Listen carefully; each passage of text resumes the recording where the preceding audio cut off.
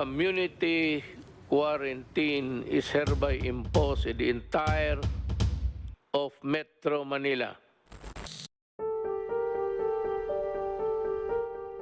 March 15, 2020, tila tumigil ang lahat sa Metro Manila at maraming bahagi ng bansa nang ipinatupad ang enhanced community quarantine dahil sa COVID-19 pandemic.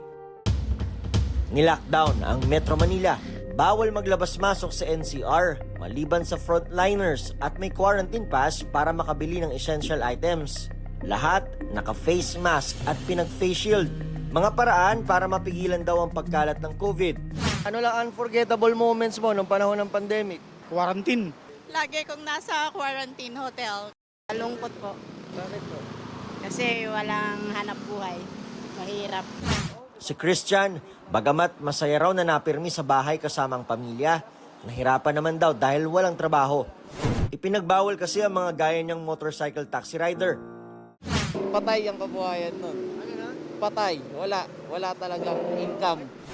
Umalo sa mahigit 4 na milyong Pilipino ang nagka-COVID at mahigit 66,000 ang namatay. Batay sa opisyal na datos na nakalap ng GMA Integrated News Research.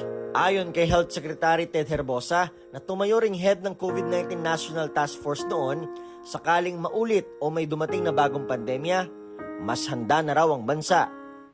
Ang naging problem ng COVID was that when it came, it was an uncertain disease. Walang may alam, kahit yung mga expert, walang maisagot sa ating national government kung anong gagawin. Ngayon, alam na natin what works and what doesn't work. Pinagtutuunan daw ng pansin ngayon ng DOH ang testing para sa iba't ibang sakit. Nakita natin yung mga kakulangan natin sa healthcare. So ngayon, I'm getting more budget in healthcare. Mas madali manghingi ng pera, ng funding para sa bagong specialty hospital, bagong health center, more salary for nurses. Bagamat naging bangungot sa marami ang COVID-19 pandemic, ito rin na naging daan sa mas flexible at makabagong paraan ng ating pamumuhay. Ang mga estudyante na dating face-to-face sa kanilang teacher, nag-online. Nariyan pa ang asynchronous at modules. Ang mga meeting, naging video conference na lang. Ang mga face mask, samot-sari ang disenyo. Marami rin ang naging plantita. Naglabasan din ang mga baker. May mga bago tayong natikman tulad ng dalgona coffee, ubi pandesal, baked sushi at lockdown cake. Dahil walang masakyan, bumalik ang bike era at umusbong ang mga electric scooter. Kaya nabawasan din ang polusyon. Ito rin ang nagbigay daan sa mga TikTokers at live streamers.